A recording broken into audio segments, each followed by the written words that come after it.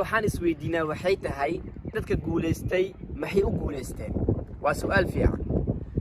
jawaabtu waxay tahay qof kasto guuleystay wuxuu ka faa'iideystaa waxay tahay xaaladda uu ku sugan yahay iyo fursadaha uu helayo ma aaminsana oo kaliya xaaladiisu inay geenayso guul laakiin wuxuu aaminsan yahay waxay tahay